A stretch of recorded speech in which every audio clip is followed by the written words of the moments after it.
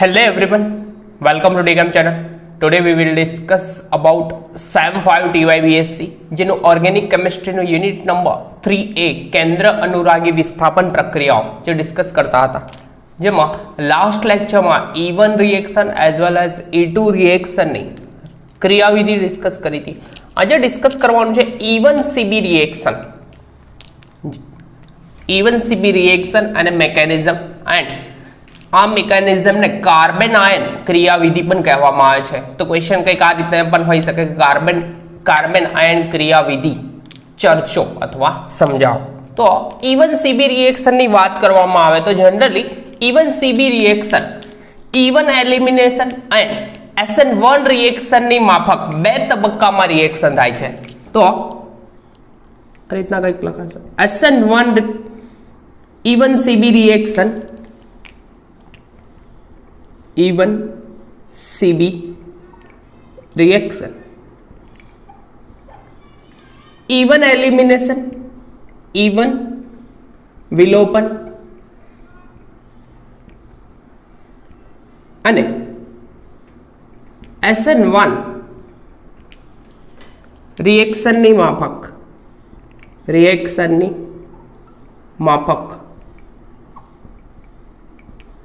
બે તબક્કામાં થાય છે.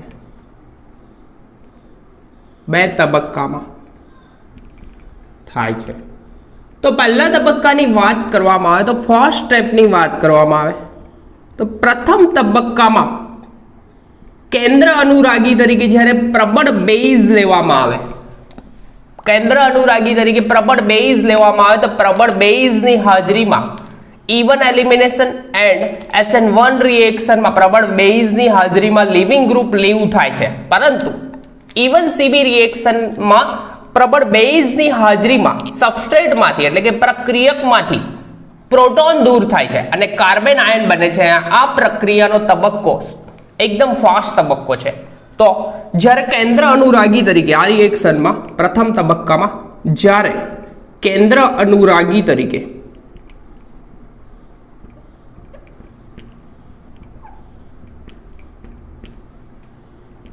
પ્રબળ બેઝ લેવામાં આવે, પ્રબળ બેઝ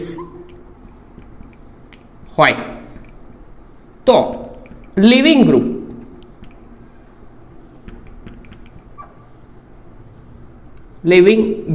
એટલે કે દૂર થતો સમૂહ કહેવાય, બરાબર. લિવિંગ ગ્રુપ દૂર થતા પહેલા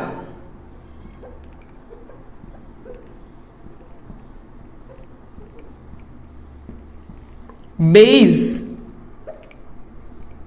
સબસ્ટ્રેટમાંથી એટલે કે પ્રક્રિયકમાંથી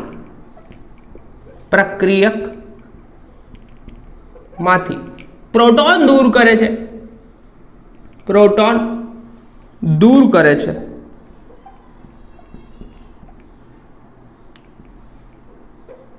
અને કાર્બન આયન આપે છે. અને અહીંયા કાર્બન આયન ફોર્મ થતો હોવાથી જ કાર્બન આયન ક્રિયાવિધિ પણ કહેવામાં આવે છે. કાર્બન આયન જેને કોન્જ્યુગેટેડ બેઝ કહેવામાં આવે છે, કાર્બન આયન આપે છે. ને આ તબક્કો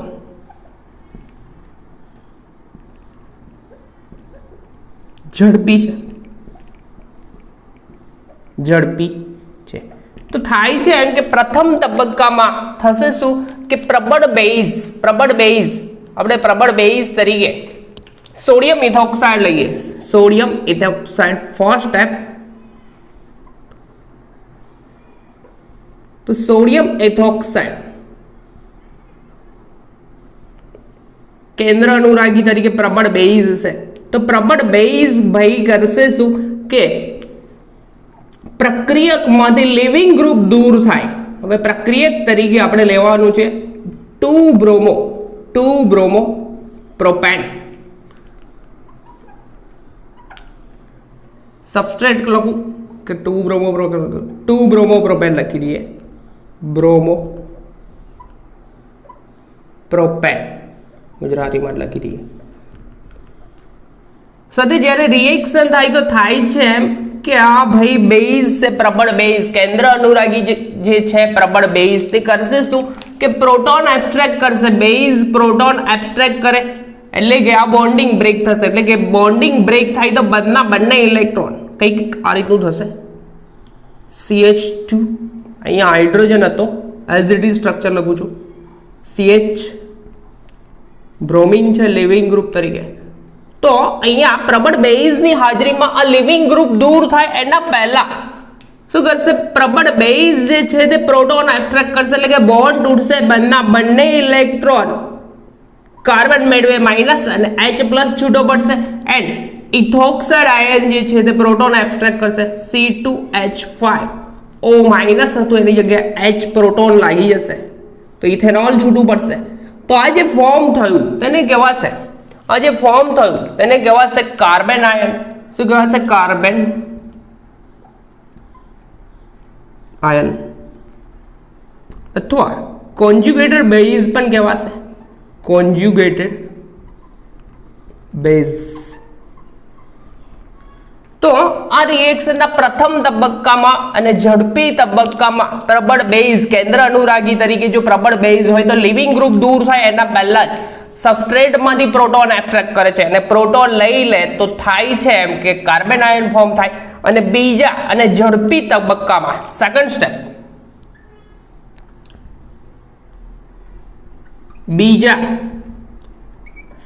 પ્રથમ તબક્કો ઝડપી છે, બીજા અને સ્લો સ્ટેપ અને વેગ નિયંત્રિત તબક્કામાં મળેલો કાર્બન આયન છે એમાંથી લિવિંગ ગ્રુપ એટલે કે હેલાઇડ આયન દૂર થતા આપણને વિલોપન નિપજ મળે છે. તો બીજા અને વેગ નિયંત્રિત તબક્કામાં, વેગ નિયંત્રિત તબક્કામાં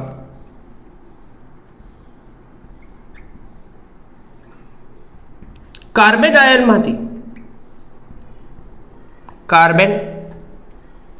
આયનમાંથી હેલાઇડ દૂર થતા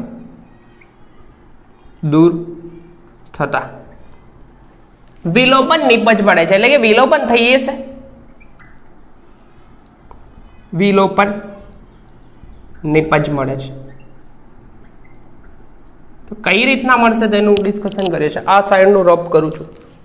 તો ફર્સ્ટ સ્ટેપ બરાબર, પ્રથમ તબક્કામાં થાય છે એમ શું થાય છે, પ્રબળ બેઝ કેન્દ્ર અનુરાગી તરીકે હોય તો લિવિંગ ગ્રુપ દૂર થાય એના પહેલા જ દૂર થઈ જશે. શું દૂર થશે? સબસ્ટ્રેટમાંથી પ્રોટોન દૂર થશે અને ફોર્મ થશે કાર્બન આયન બરાબર. અને આ સેકન્ડ સ્ટેપમાં વેગ નિયંત્રિત તબક્કો એટલે કે સ્લો સ્ટેપમાં, ધીમા તબક્કામાં શું થશે કે ભાઈમાંથી કાર્બન આયનમાંથી લિવિંગ ગ્રુપ દૂર થશે, એટલે કે લિવિંગ ગ્રુપ તરીકે હાઇડ્રોજન છે તો હાઇડ્રોજન દૂર થશે અને આપણને વિલોપન નિપજ મળશે.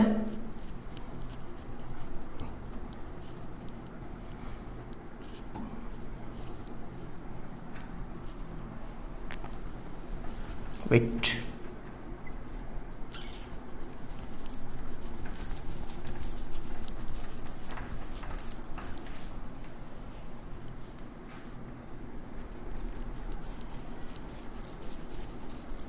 સેકન્ડ સ્ટેપમાં થશે એવું લખું છું મેં અહીંયા. સેકન્ડ સ્ટેપ કેવું હશે? એકદમ ફાસ્ટ હશે. સોરી, ફાસ્ટ નહીં, સ્લો સ્ટેપ છે.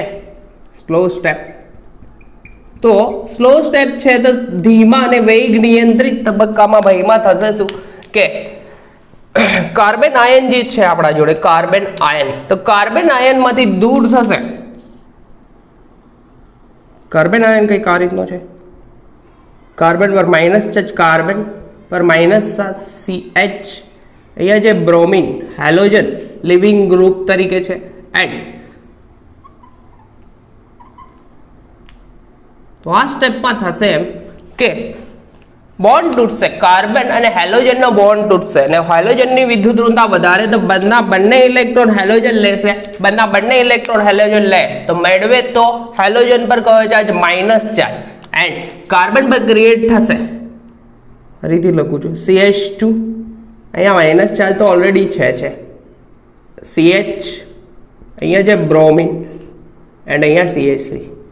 તો બોન્ડ તૂટશે, બંને ઇલેક્ટ્રોન બ્રોમિન મેળવે તો માઇનસ, કાર્બન પર ક્રિએટ થાય પ્લસ ચાર્જ, અને અહીંયા બંધ બનાવવા માટે બંને ઇલેક્ટ્રોન આ બે ઇલેક્ટ્રોન આ કાર્બન આપશે 2 ઇલેક્ટ્રોન, અને અહીંયા બોન્ડ ફોર્મેશન થશે, એટલે કે ડબલ બોન્ડ ફોર્મેશન થયું, અને આપણને પ્રોડક્ટ તરીકે મળ્યું કોણ? પ્રોપીન. શું મળ્યું? પ્રોપીન કહેવામાં આવશે, બરાબર. તો આ જે નિપજ મળી તે પ્રોપીન મળી. અને સેકન્ડ સ્ટેપ જે છે તે ધીમો તબક્કો છે, વેગ નિયંત્રિત તબક્કો છે, એટલે કે રેટ ઓફ રિએક્શન, એટલે કે પ્રક્રિયાનો વેગનો નિર્ણય ધીમો તબક્કો કરશે. તો પ્રક્રિયાનો બીજો તબક્કો કેવો છે? ધીમો અને વેગ નિયંત્રિત હોવાથી રેટ ઓફ રિએક્શનનો બીજો તબક્કો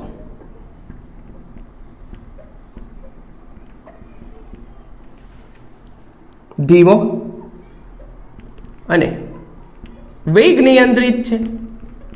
વેગ નિયંત્રિત હોવાથી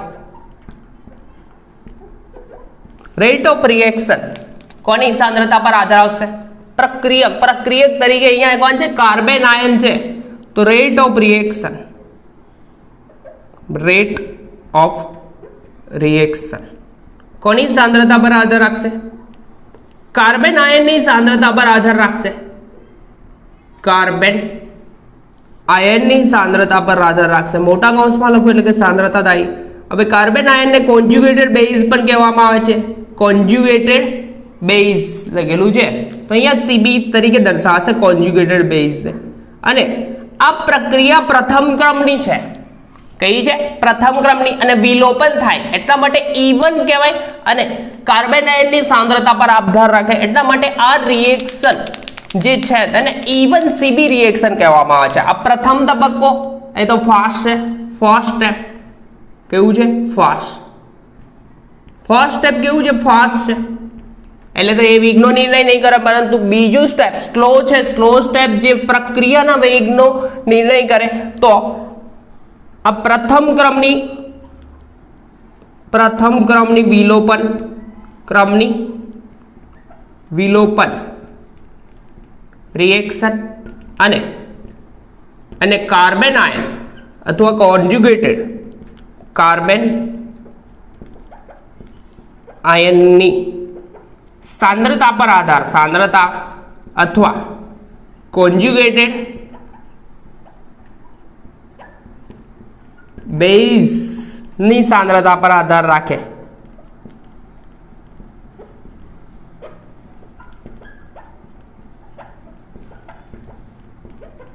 તેથી E1 CB રિએક્શન કહેવાય. E1 CB રિએક્શન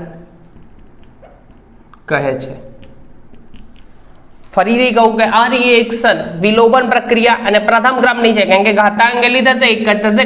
આ કાર્બન આયનની સાંદ્રતા પર આધાર રાખે છે. આ કાર્બન આયનની સાંદ્રતા, કારણ કે સ્લો સ્ટેપ આ છે, તો આ કાર્બન આયન કહેવાશે. તો કાર્બન આયનની સાંદ્રતા પર આધાર રાખશે, અને આ પ્રક્રિયા પ્રથમ ક્રમની હોવાથી E1 CB રિએક્શન કહેવામાં આવે છે. તો એકદમ સિમ્પલ રિએક્શન છે કે પ્રબળ બેઝની હાજરીમાં રિએક્શન થાય. પ્રબળ બેઝ ન્યુક્લિયોફાઇલ તરીકે જ્યારે પ્રબળ બેઝ લેવામાં આવે તો સબસ્ટ્રેટમાંથી લિવિંગ ગ્રુપ, એટલે કે આ બ્રોમિન દૂર થાય એના પહેલા સબસ્ટ્રેટમાંથી પ્રોટોન દૂર થાય, અને પ્રોટોન દૂર થાય એટલે કે કાર્બન આયન બને છે. કાર્બન આયનને કોન્જ્યુગેટેડ બેઝ પણ કહેવામાં આવે છે, બરાબર. તો કાર્બન આયન બને છે, અને આ તબક્કો ઝડપી તબક્કો છે, એટલે કે પ્રક્રિયાનો વેગનો નિર્ણય નહીં કરે. તો બીજો તબક્કો વેગ નિયંત્રિત અને ધીમો તબક્કો છે, એટલે કે સ્લો સ્ટેપ છે. તો બીજા તબક્કામાં શું થશે? લિવિંગ ગ્રુપ દૂર થશે. લિવિંગ ગ્રુપ તરીકે આપણી જોડે છે હેલાઇડ, બરાબર. હેલોજન કોઈ પણ હોઈ શકે, તો હેલોજન દૂર થશે. અહીંયા બ્રોમિન છે, તો બ્રોમિન દૂર થઈ અને આપણને પ્રોડક્ટ મળશે પ્રોપીન. તો આ પ્રક્રિયાનો વેગ જે છે ધીમો તબક્કો નક્કી કરશે, એટલે કે રેટ ઓફ રિએક્શન કાર્બન આયનની સાંદ્રતા પર આધાર રાખે, જેને કોન્જ્યુગેટેડ બેઝ પણ કહેવાય. કોન્જ્યુગેટેડ બેઝ એટલા માટે આ રિએક્શન પ્રથમ ક્રમની વિલોપન પ્રક્રિયા, એટલે કે E1 લખાય. પ્રથમ ક્રમની વિલોપન એટલે કે E1, અને કાર્બન આયનની સાંદ્રતા પર આધાર રાખે એટલે કાર્બન આયનને કોન્જ્યુગેટેડ બેઝ પણ કહેવાય. તેથી A1CB વિલોપન રિએક્શન કહેવામાં આવે છે. બરાબર. એન્ડ આ રિએક્શનનું એક બીજું ઉદાહરણ જોઈ લઈએ. એકદમ સિમ્પલ રિએક્શન છે. તો બીજું એક ઉદાહરણ જોઈ લઈએ. ટ્રાઇક્લોરોઇથિલિન. શું લેવાનું છે? ટ્રાઇક્લોરોઇથિલિન ની પ્રબળ બેઝની હાજરીમાં રિએક્શન કરવામાં આવે. પ્રબળ બેઝ. તો પ્રથમ તબક્કામાં થશે શું કે લિવિંગ ગ્રુપ દૂર થાય એના પહેલા જ આ ઇથિલિનમાંથી પ્રોટોન દૂર થશે અને ફોર્મ થશે કાર્બન આયન. અને બીજા અને ધીમા તબક્કામાં થશે શું? લિવિંગ ગ્રુપ દૂર થશે. લિવિંગ ગ્રુપ દૂર થાય એટલે કે આપણને વિલોપન નિપજ મળશે, પરંતુ ધીમો તબક્કો પ્રક્રિયાના વેગનો નિર્ણય કરશે અને બીજો તબક્કો જે છે સ્લો સ્ટેપ હોવાથી, ધીમો તબક્કો હોવાથી પ્રક્રિયાનો વેગનો નિર્ણય કરશે.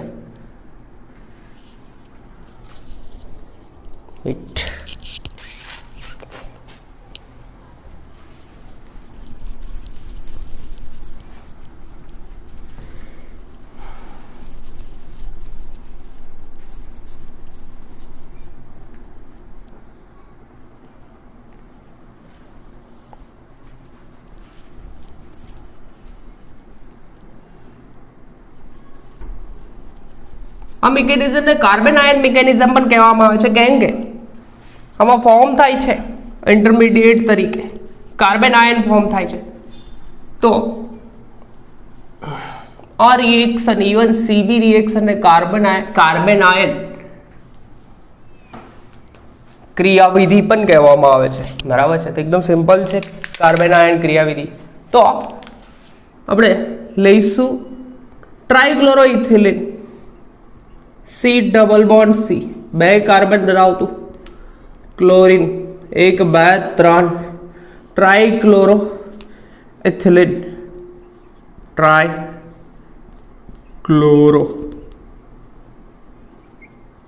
એથિલિન જેની પ્રબળ બેઝ તરીકે OH માઇનસ લઈએ. પ્રબળ બેઝ સાથે રિએક્શન કરવામાં આવે તો થશે શું? પ્રથમ અને ઝડપી તબક્કામાં ફાસ્ટ સ્ટેપમાં થશે શું કે ભાઈમાંથી શું થશે? હેલોજન એટલે કે લિવિંગ ગ્રુપ દૂર થાય એના પહેલા જ રિમૂવ થઈ જશે પ્રોટોન. રિમૂવ થશે એટલે કે આ બોન્ડ તૂટશે, બંને ઇલેક્ટ્રોન કાર્બન મેળવે તો માઇનસ ચાર્જ એટલે કે કાર્બન પર ક્રિએટ થશે અહીંયા માઇનસ ચાર્જ એન્ડ બાકીના હેલોજન તો કેવા રહેશે? As it is. Wait okay, મેળવે માઇનસ, અહીંયા ડબલ બોન્ડ અને 2 ક્લોરીન તો એઝ ઇટ ઇઝ જ રહેશે. તો આને કહેવાશે કાર્બન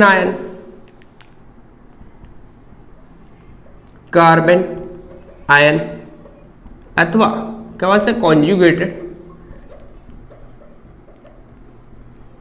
બેઝ. તો પ્રથમ તબક્કો થશે આ ફર્સ્ટ સ્ટેપ.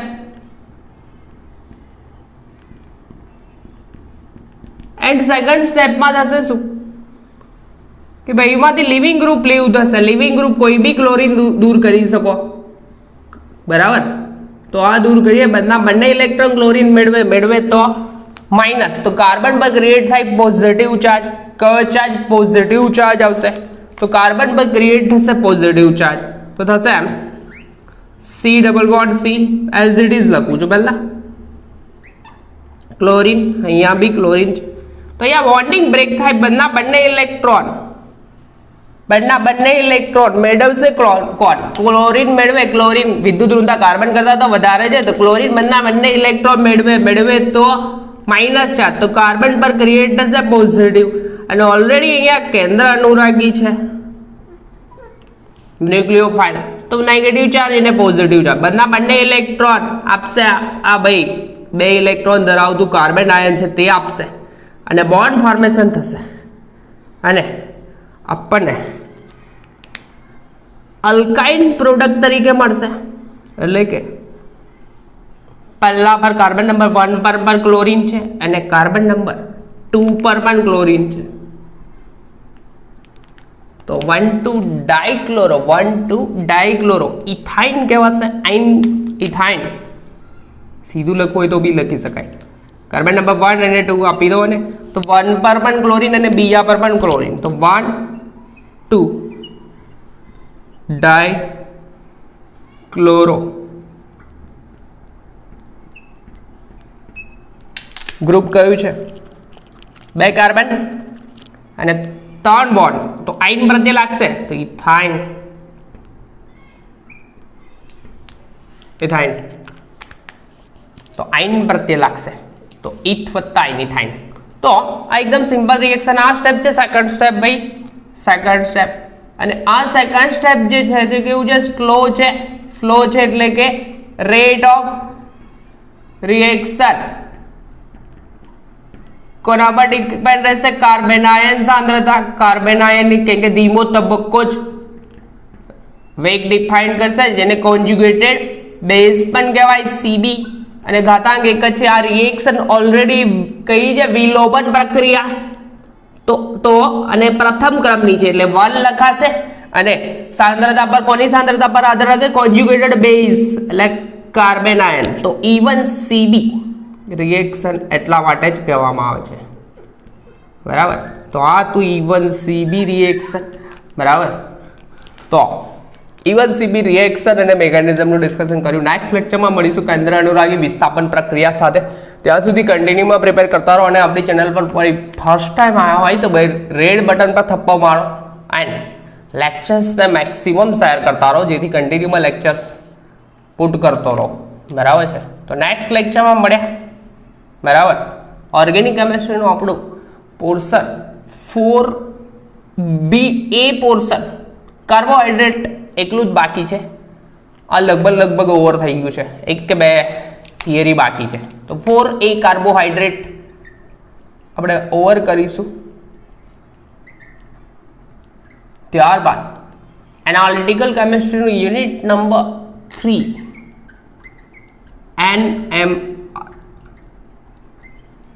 NMR સ્પેક્ટ્રમ જોઈશું. બરાબર. પ્રોટોન NMR છે તેનું ડિસ્કશન કરીશું. એન્ડ યુનિટ નંબર 3 ડિસ્કસ કર્યા બાદ 4 પણ ડિસ્કસ કરી દઈશું. કમ્બાઈન IR, NMR અને UV ના એક્ઝામ્પલ છે એ પણ ડિસ્કસ કરીશું. તો ત્યાં સુધી કન્ટિન્યુમાં જોતા રહો અને લેક્ચર્સને મેક્સિમમ શેર કરો, જેથી આ યુનિટ એન્ડ યુનિટ 4 પુટ કરી શકો. બરાબર. તો નેક્સ્ટ લેક્ચરમાં મળ્યા કેન્દ્ર અનુરાગી વિસ્થાપન પ્રક્રિયા સાથે.